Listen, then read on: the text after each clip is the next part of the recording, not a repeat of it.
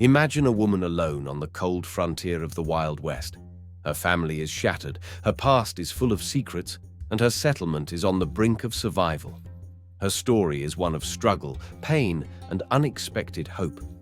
But what exactly happened to her husband? That remains a mystery that we are about to unravel. Before we head out into the world, don't forget to subscribe to the channel and give us a like. Your support will help us tell more of these unique stories.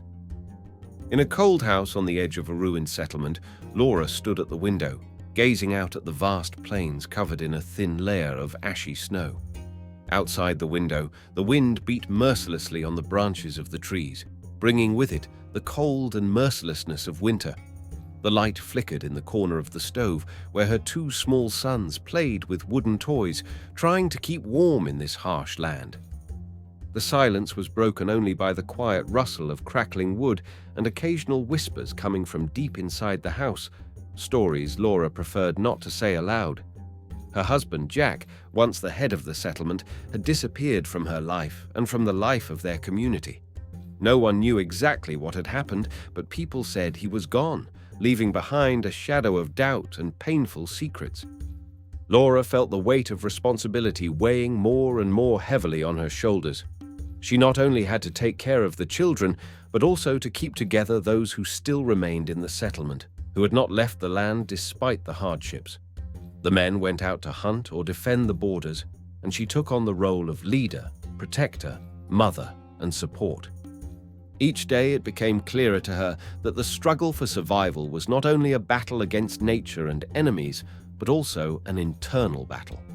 Laura was learning to listen to her heart, to make difficult decisions, looking for allies in those she had previously considered strangers. Her eyes increasingly met those of the neighboring Apache warriors who roamed nearby. Among them was a warrior named Tokala, strong and silent, but in his presence Laura felt unusually supported and calm. Her days passed in a constant struggle for food, for safety, for her children's future. She knew there would be no surrender. She had people behind her, and she could not let them down.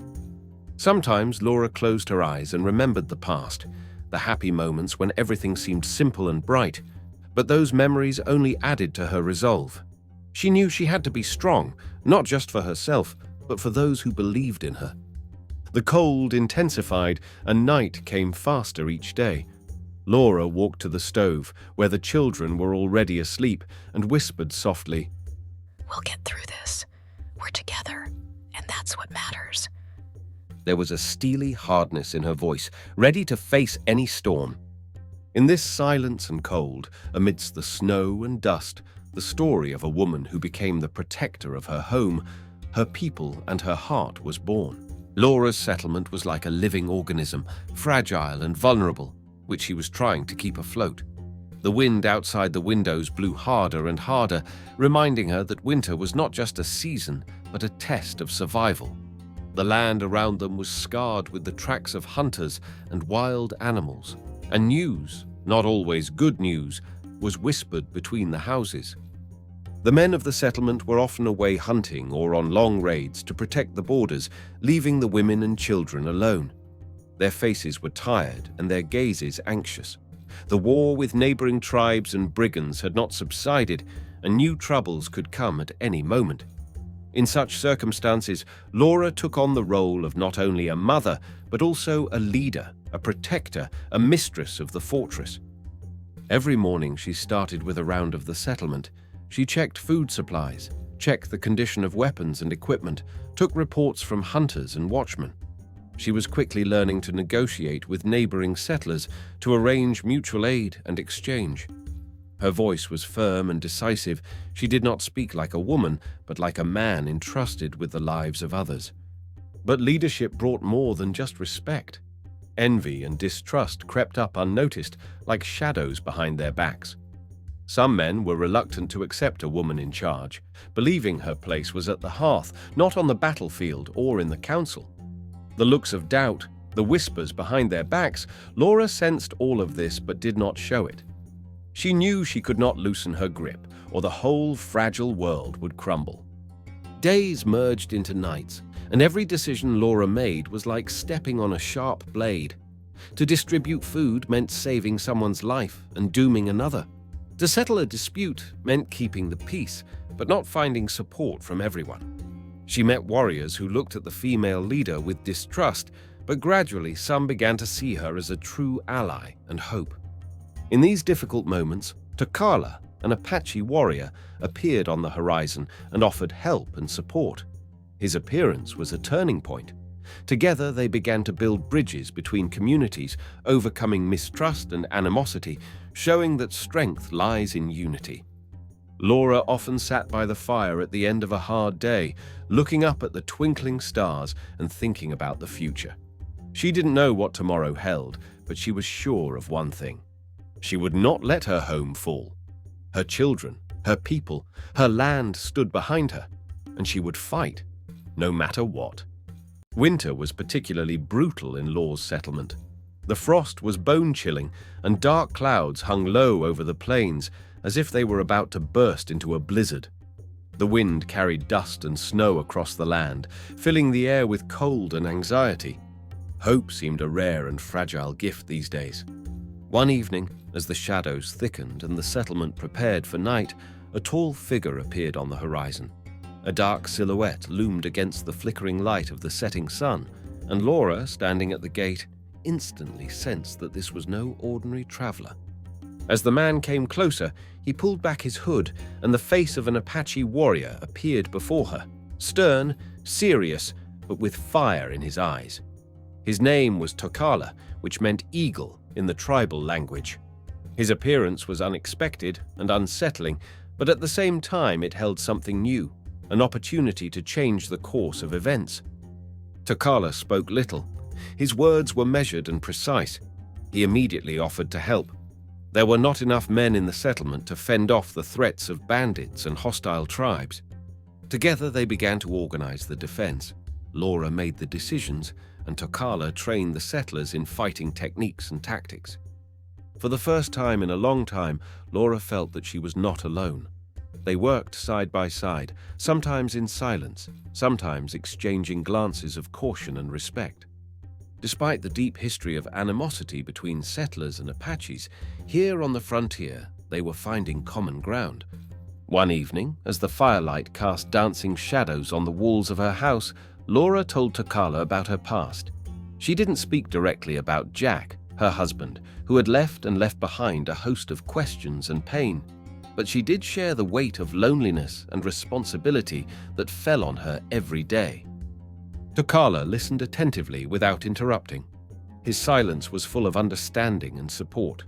He didn't judge or offer simple answers, but simply stood by her side, making her feel that the past could be left behind and something else could be ahead. With each passing day, trust grew between them. Tokala became not only a protector for Laura, but also a friend, someone who could understand her fears and hopes. In this harsh world where survival depended on strength and courage, a subtle but strong bond was being forged, a bond that promised to change their lives. Though much was still unclear and complicated, Laura felt, for the first time in a long time, that she could be a woman again, strong but not alone. Laura's past was shrouded in a thick fog of secrets and unspoken words. Every night, as the children fell asleep and the settlement fell into a lull, she thought back to the days when life had been different, before Jack had disappeared from her world. Jack wasn't just a husband, he was the head of the settlement, a man whose word meant a lot. His strength and determination helped the people survive in the harsh conditions of the Wild West. But beneath this tough shell lurked a complex personality full of contradictions. No one knew exactly what happened the day Jack left. Rumors varied. Some said he'd been banished for breaking the rules. Others said he'd been betrayed by those he trusted. Some whispered of hidden grudges and secret relationships that no one was supposed to know about. Laura remembered hearing voices one night, a conversation between Jack and a woman from the settlement. There had been something in those words that had changed their fate forever. But she couldn't and wouldn't dig too deeply into the past. Her main concern was the children and the survival of the community. As time went on, the rumors only grew stronger. People asked questions. Some began to doubt Laura, while others saw her as a new force to lead the settlers forward. But the mystery of Jack's departure remained an insurmountable wall between past and present. Deep down, Laura felt the pain of betrayal, but she didn't let that pain control her. Her strength lay in her ability to move forward even when her heart was being torn apart. In her conversations with Tokala, she gradually opened up, allowing herself to trust the man who, despite their different backgrounds, had become a pillar of support for her. Their shared stories of loss, of struggle, of finding meaning brought them closer and closer. But what lies behind this shadow of the past? What had really happened to Jack? The answers remained somewhere out there on the horizon, waiting to come to light. Spring brought with it not relief, but new tensions. Not only traders, but also hungry bandits, outcasts, and loners with nothing to lose came along the trails with the meltwater. The settlement, which had barely survived the winter, now faced a new threat, both from the outside and the inside. One day, as the sun was just rising over the plains, a boy from a neighboring farm came running to the gate, his face bloody and his eyes full of terror. "They have attacked! They have tied everyone up! They are taking the women!" he repeated, panting. Laura raised the alarm at once. She had already learned to act quickly. Over the winter, the settlement had transformed from a disparate group of survivors into an organized community. Thanks to Tokala and his men, the defenses had grown stronger, but no one knew if they could withstand a real siege. Tokala gathered a scouting party. There was no fear in his eyes, only concentration. He left before dawn, and by evening he returned with news. "They're coming. 20 men. Well-armed. Need a plan." The night was unsettling. Laura organized the posts, armed even the old men. The women prepared bandages, heated water. The children didn't understand, but they sensed the tension and clung to their mothers, catching every sound outside the windows. But it wasn't just the external threat that was weighing on Laura. Inside the settlement, whispers were beginning to rise. One of the men, Edgar, Jack's former assistant, was gathering discontent around him. He was loudly declaring that he did not trust the savage and that a woman should not be in charge of the defense.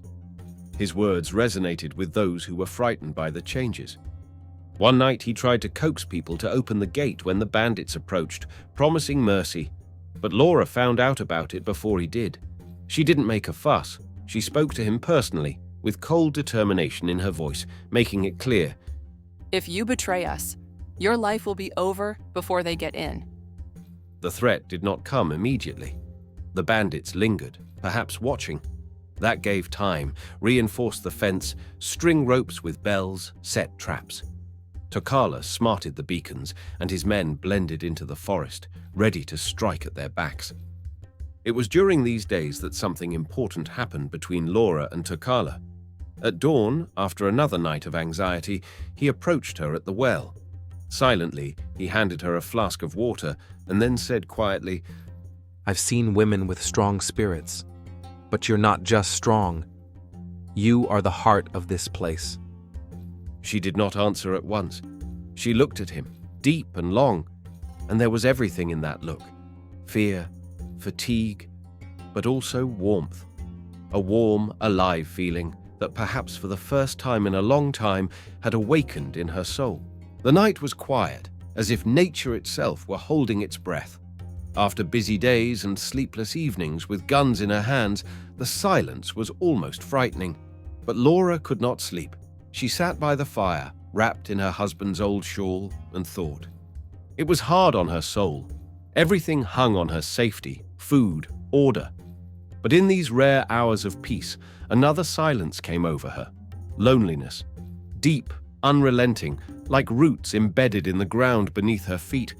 And suddenly, footsteps. Quiet, but sure. She knew at once it was him. Tokala stopped beside her, a little away from the fire in the semi-darkness. He did not sit down at once, as if checking whether she would let him closer not only to the fire, but also to herself. "You're awake," he said. Sleep has been a rare guest lately. Laura answered without turning around. Silence hung between them like thin ice. Then he sat down next to her. Not too close, but close enough for her to feel his warmth. I remember my mother. He said suddenly. She was like that.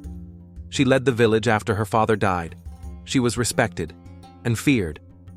But at night, I heard her crying. I don't think anyone else knew about it. Laura turned slowly toward him.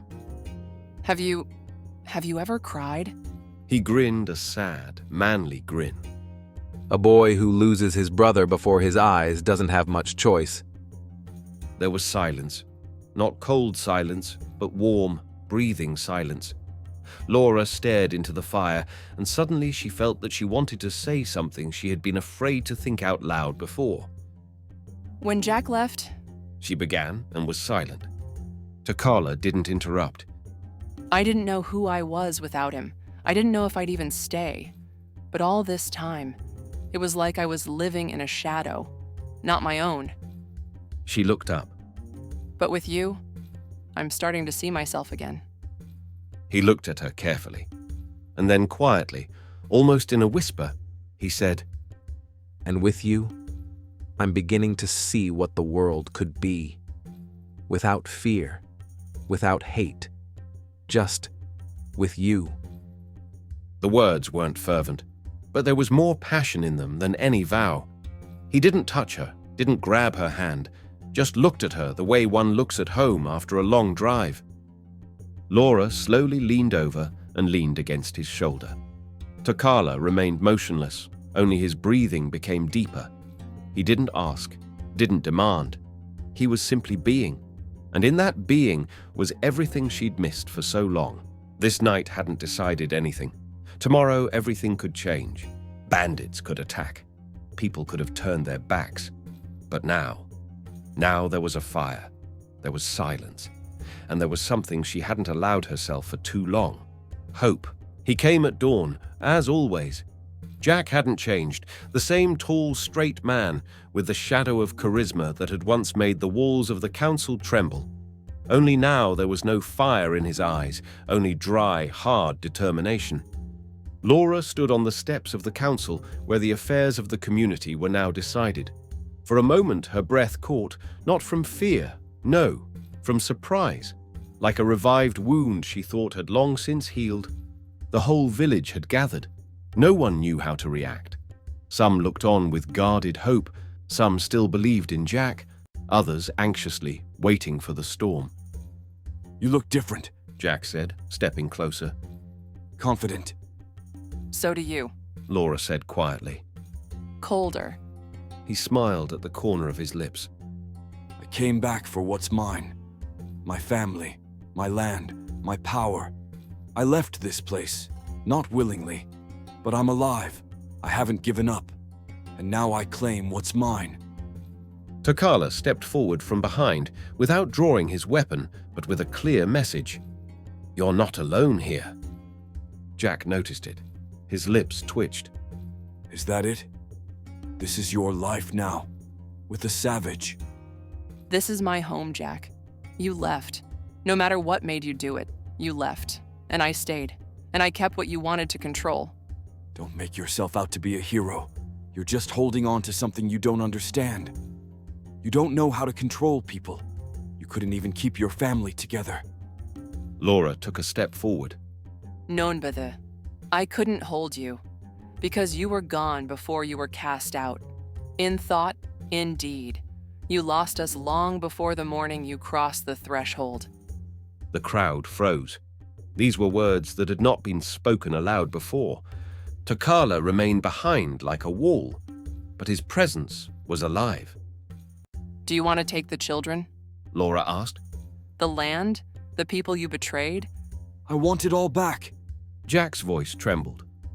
Back the way it was. Nothing's going back. And I'm not going back. Not to you, not to the past. She paused.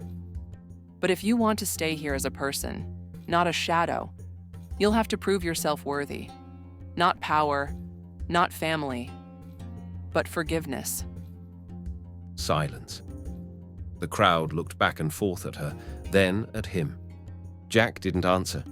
He stared at her for a long moment. There was a shadow of something alive in his eyes. Regret, maybe, or shame. He turned around. Didn't leave the way he'd come. No complaints, no threats. Just walked away. It had been 3 days since the morning Jack had returned and left. It was as if the settlement had sighed. People began to go back to their business, but something had changed. Not in them, in Laura. She stood by the field where the adults were planting the first sprouts and the children were running between the beds. The earth seemed to come alive, as if reacting to the shadow of the past. Tokala approached her quietly, as he always did. In his hands he held a carved knife, a gift from his father, a symbol of protection.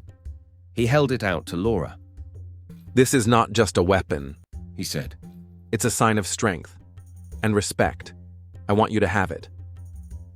Laura took the knife carefully. The blade glinted in the sun. She looked at it for a long moment, and there was something new in her gaze. Not just gratitude, not just a warm feeling, a determination. Will you stay? She asked. If that's what you want. He answered. I'm not holding on, but I'm standing by you. The words were simple, but they held a depth that dozens of vows could not. That night, Laura went out to the people. Everyone was gathered around the fire, women, men, old men. They were waiting, not just for news, they were waiting for a leader. She stood in front of them and spoke. This year has been a difficult year.